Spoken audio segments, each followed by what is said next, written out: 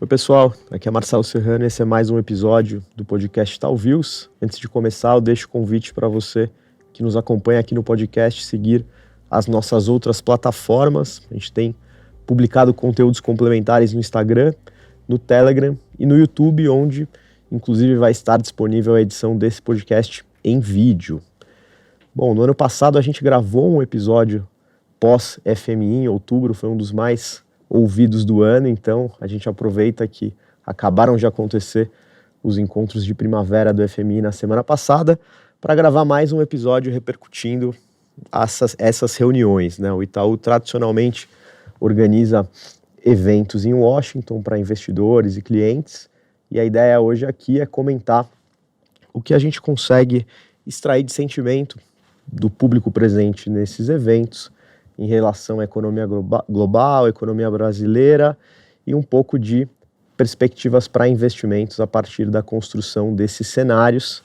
Então, para contribuir com essa discussão, participam hoje aqui do Itaú Views o Ricardo Nuno, que é diretor de trading na tesouraria do Itaú, e o Mário Mesquita, que é economista-chefe do Itaú Unibanco. Ricardo, Mário, tudo bem? Tudo bem, Marcelo, um prazer estar aqui. Marcelo, obrigado pelo convite. Prazer é nosso aí, obrigado pelo tempo de vocês. Para a gente começar, Mário, eu acho que qualquer cenário econômico começa a se desenhar a partir das perspectivas para Estados Unidos. A gente tem ouvido avaliações de uma leve recessão por lá, o que de alguma forma até ajuda a controlar a inflação. Mas para a gente começar, como a economia americana foi abordada por lá durante as reuniões, quais eram as principais dúvidas e os pontos de atenção colocados aí por investidores e economistas? O ponto principal, sem dúvida, é em que medida, com que intensidade os problemas que você está observando no sistema bancário americano vão afetar a expansão do crédito e a atividade econômica. Tá? Parte da desaceleração que está contratada para a economia americana decorre do próprio ajuste de política monetária. Né? É preciso desacelerar a economia para desinflacionar a economia. Né? Mas, com esse problema em bancos regionais, que são importantes na concessão de crédito na economia americana, pode ser que a desaceleração seja mais intensa do que o Fed tinha em mente, né? Mais intensa do que o que está implícito pela calibragem da política monetária. Né? Consequência disso é que o mercado, que antes vinha se preocupando com elevações sucessivas de taxa de juros nos Estados Unidos, com a taxa de política monetária, Fed Funds, chegando próxima a 6% ao ano, a ideia agora é que eles fazem mais uma alta apenas, né? A ideia, acho que o consenso agora é de apenas mais uma alta de juros, ficando mais próximo de 5% do que de 6%. Tá? Acho que essa é a principal consequência do aperto de crédito, que foi o tema mais discutido. Tá? Outros temas discutidos a respeito dos Estados Unidos, geopolítica, relação com a China, perspectivas para a eleição presidencial, que parece que vai ser Trump contra Biden de novo. Né? Acho que esses temas, e surgindo uma preocupação que ainda é mais dos analistas políticos do que dos mercados, é aquele tema recorrente do debt ceiling, do limite para a dívida pública americana, que volta e meia coloca os Estados Unidos perto de uma situação de default. Perfeito. Ricardo, a gente gravou aqui em outubro, acho que a gente vivia um momento muito distinto quando a gente olha para a política monetária, tanto aqui quanto nos Estados Unidos. Como é que você compara essas duas fotografias do momento que a gente vive hoje e que foi discutido na semana passada lá em Washington com o cenário que a gente tinha em outubro do ano passado? Marcelo, é engraçado que eu acho que eu vou mencionar praticamente as mesmas coisas, né? Acho que a gente vive para o Brasil, parece que esses 6 meses pareceram que foram 10 anos, mas no final das contas a situação que a gente estava e está é muito, muito parecida, né, em relação à percepção externa de Brasil, né? Acho que naquele momento, acho que o mercado estava demandante, ou desejoso de alternativas de investimento, né? Brasil era uma super era um super lugar, né, Brasil e México, e dessa vez também, acho que continuou sendo de fato os lugares preferidos aí de investimentos em emerging markets é Brasil e México de longe, né? Os dois fizeram aumentos de juros relevantes, tem juros reais grandes, né? E a gente tem uma percepção igual existia naquela ocasião, de que naquela ocasião a gente estava desenhando, né, o final da era do dólar forte. A gente tinha a Europa ali que tinha chegado com as dificuldades em relação ao gás por conta da guerra, né? O gás tinha alcançado o pico ali, mas a percepção do mercado de que a Alemanha tinha bastante estoque, na Europa como um todo tinha bastante estoque de gás, então o gás começou a cair de preço.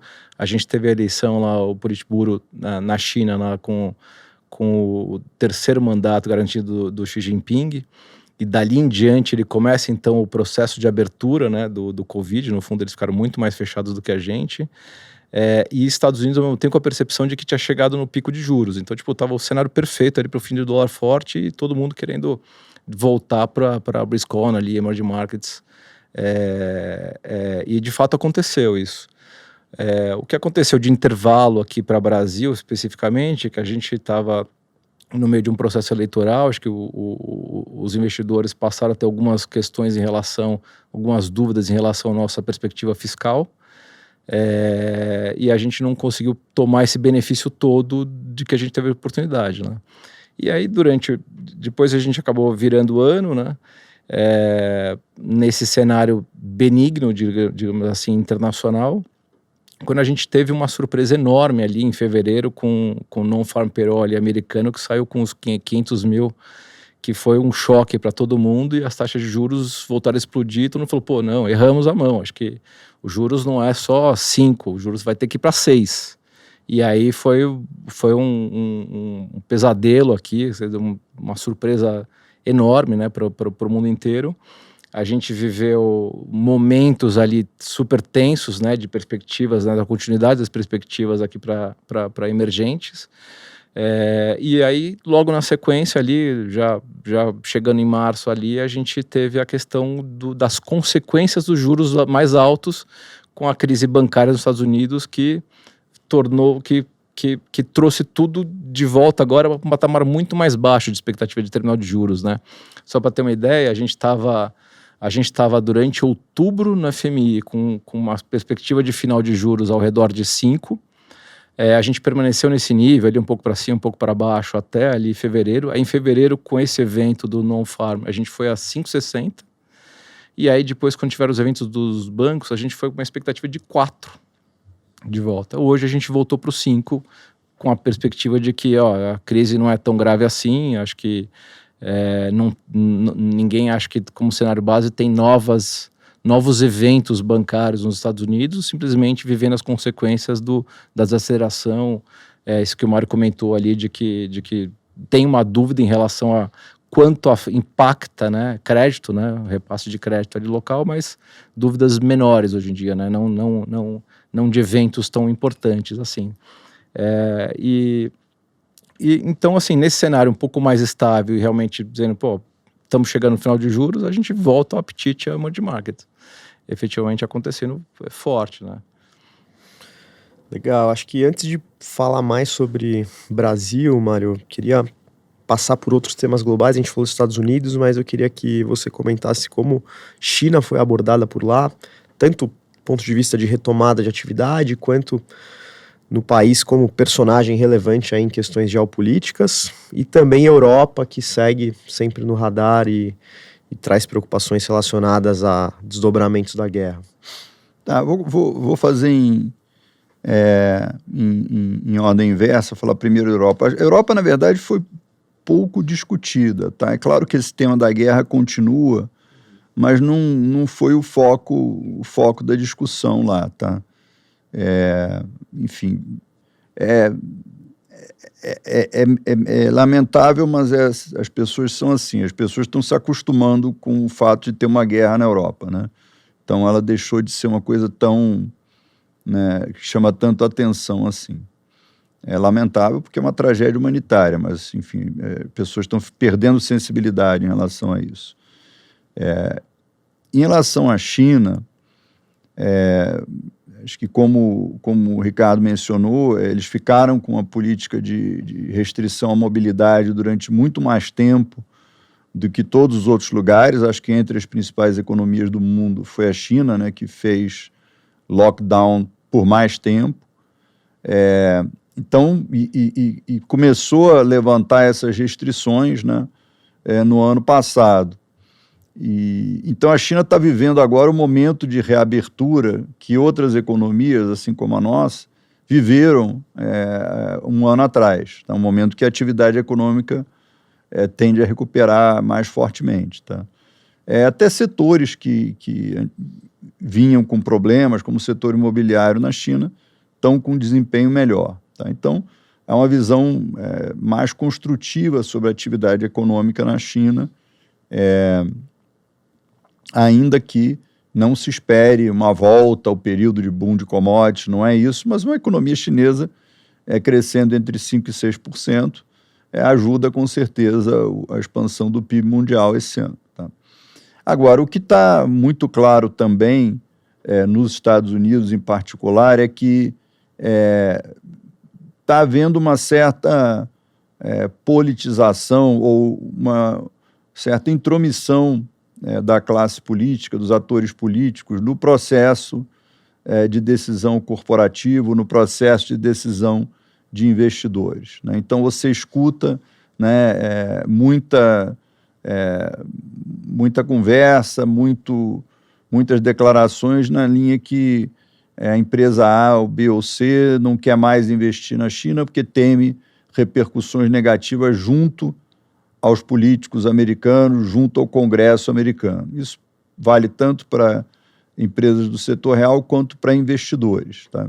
Então, acho que China, atividade econômica melhor, sim, mas com essa característica, né, de você estar num mundo que, de forma, né, mais tenso do ponto de vista geopolítico, isso afeta decisões de alocação de capital. Tá? Acho que essa é uma diferença grande em relação ao que você tinha 5 ou 10 anos atrás, em que, assim, sinal de economia mais forte na China era um sinal de mais investimento na China. Então, agora você parece que está tendo um certo descolamento. A economia está mais forte, mas não necessariamente vai ter essa onda de investimento pelo tema geopolítico. Tá? Não, e até puxando um gancho desse tema geopolítico e pegando headline que foi muito forte aqui no final da semana passada, que é todo esse questionamento sobre a manutenção da hegemonia do dólar como moeda comum em transações internacionais e esses movimentos que visam talvez implementar moedas alternativas no comércio internacional. Eu não sei o quanto isso foi abordado lá, mas como é que você olha em especial esses movimentos mais recentes? Olha, o dólar tem essa hegemonia como moeda de reserva e principal moeda para o comércio internacional desde o final da Segunda Guerra Mundial. Tá?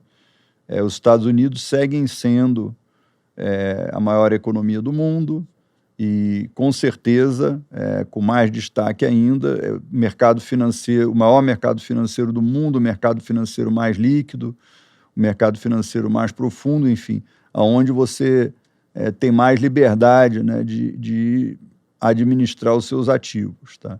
Então, eu acho difícil o dólar ser deslocado, né, dessa posição com muita rapidez.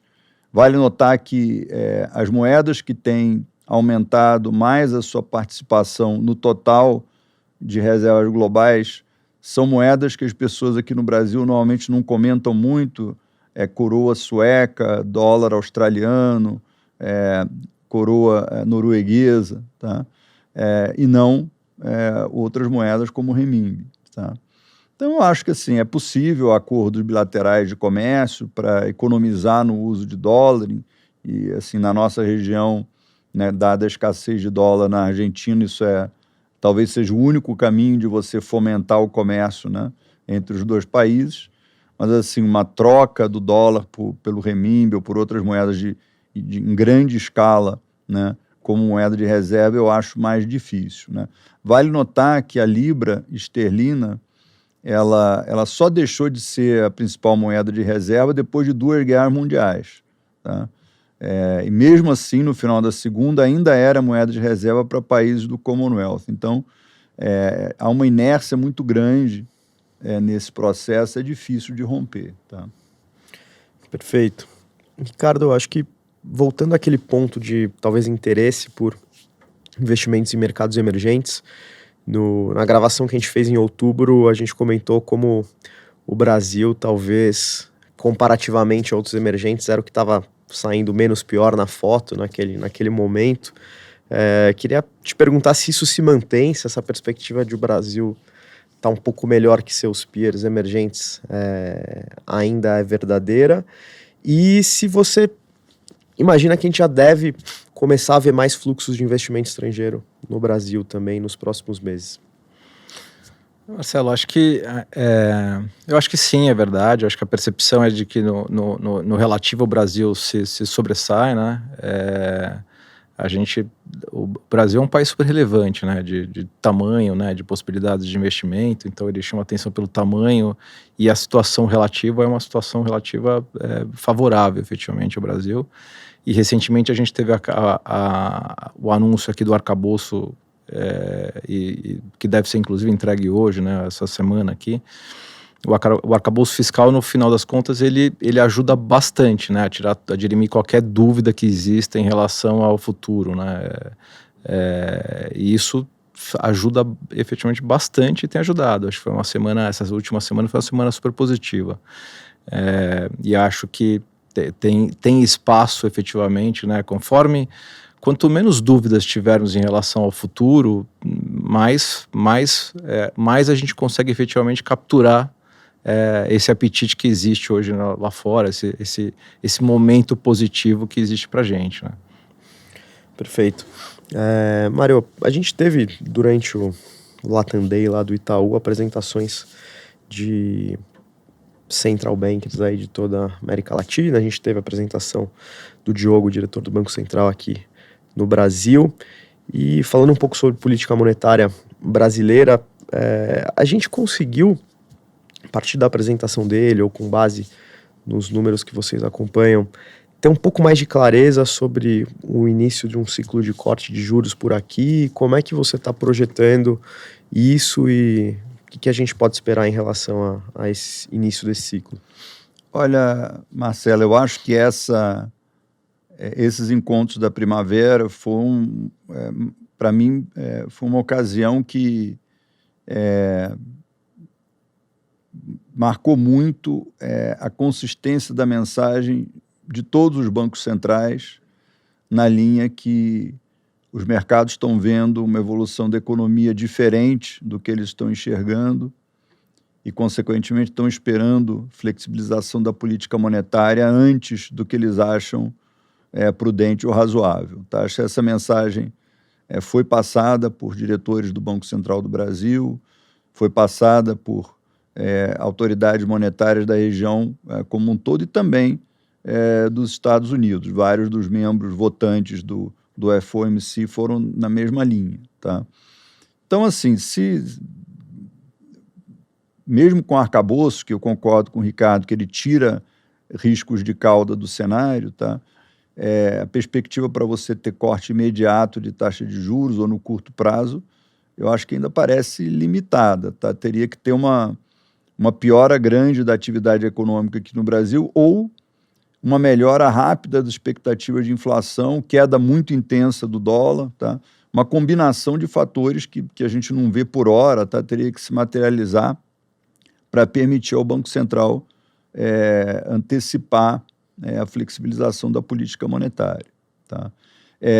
Um cenário que foi mencionado é um cenário... O que acontece com o Banco Central quando a taxa de juros está parada e as expectativas de inflação começam a cair?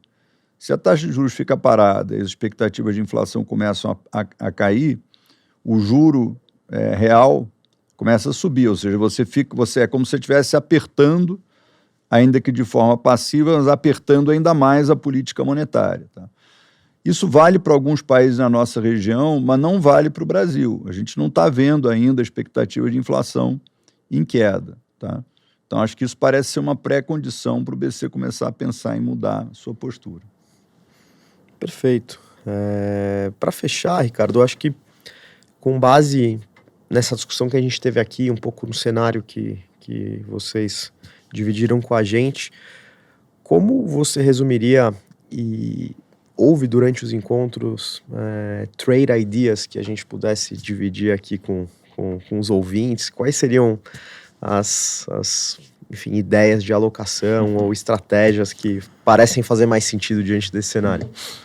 Eu acho que o Mário deu de recado aqui, de que os bancos centrais estão tentando segurar os mercados, né, dando recado de que talvez os cortes não sejam tão rápidos quanto o mercado deseja, espera, ou seja já um sinal de qual que é o trade efetivamente que está acontecendo, né? Eu acho que o favorito de todos, que é a aplicação de juros. No fundo, o aplicado em juros emergentes, né? Mencionei Brasil e México aqui como são importantes, mas acho que outros lugares do mundo também.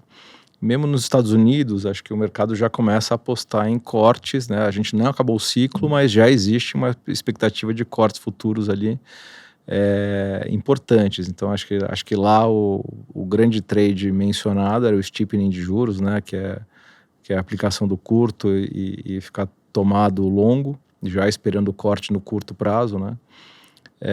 E no fundo a manutenção do longo, o que gera o ganho aqui.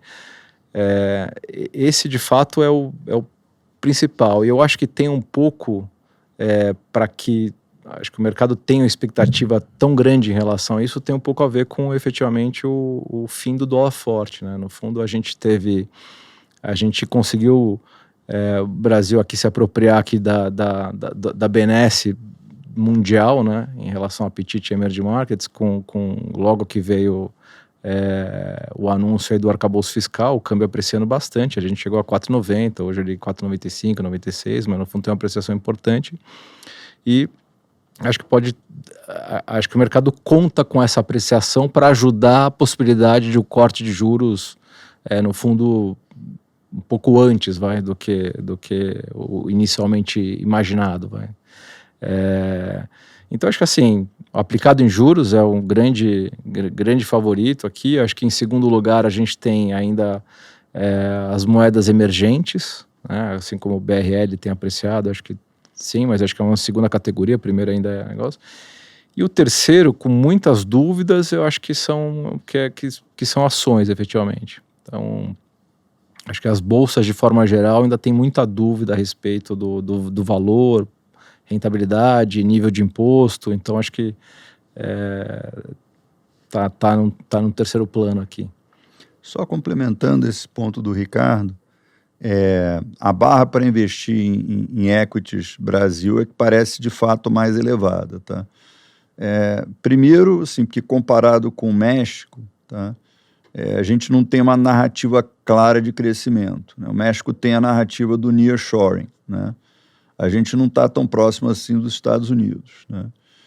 E depois tem incerteza a respeito do regime tributário, ainda que a reforma aponte na direção correta da simplificação, da redução de distorções, e isso é muito bem-vindo, tá? Mas enquanto ela não é aprovada, é um elemento de incerteza, tá? Então está pairando também, né? Tem também a história de, a perspectiva de você taxar dividendos, aumentar a taxação das empresas, enfim. Isso tudo acho que ajuda a desestimular o investimento em equity Brasil, tá? Sem dúvida. Esses são os pontos que ficam ali pairando no ar e desestimulam a antecipação do investimento, né? Agora você falou, Mário, do nearshoring, acho que falando de termos surgidos lá, esse foi um termo super usado, né, no final. Isso. Infelizmente não se aplica a gente. Aqui acho que em equities a gente até gravou recentemente tentando falar um pouco sobre como o mercado estava tentando antecipar, olhando nomes de crescimento, visando uma possível retomada mais vigorosa de bolsa, mas quando a gente olha a floresta mais de cima, ainda tem muita reticência para a bolsa, né? O pessoal fazendo stock picking e tal, aqui o pessoal que olha no núcleo de estratégia ações, mas quando a gente olha para todas as classes de ativo, ainda há bastante reticência, é isso? Você precisaria ter assim, um cenário hipotético em que você tem o arcabouço realmente dirimindo as dúvidas fiscais, o risco Brasil caindo, aí você teria um re-rating do mercado inteiro, né? Mas por hora parece que é mais uma questão de redução de incerteza levaria esse re-rating, né? Mas por hora parece ser mais um mercado de stock picking mesmo do que de grandes tendências. A única coisa favorável no fundo da bolsa atualmente, por esse receio que existe no mercado, é que as alocações são muito baixas. Então, no fator técnico, né? O fator técnico é super importante. Então, você vê que na semana passada teve um desempenho bom. E acontece isso porque, no fundo, sempre tem alguém que precisa comprar alguma coisinha, ou começa a andar porque alguém estava vendido, precisa recomprar, e aí puxa um pouco de compra. Então, tipo, acho que o fator técnico acaba sendo bem favorável no final das contas. Beleza. Bom, acho que a gente conseguiu cobrir as principais pautas aqui. Eu queria novamente agradecer as participações do Mário e do Ricardo aqui no Itaú Views. Prazer. Obrigado por estar aqui com vocês, Marcelo e Ricardo. Ótimo, obrigado. Obrigado, Mário. Obrigado, Marcelo.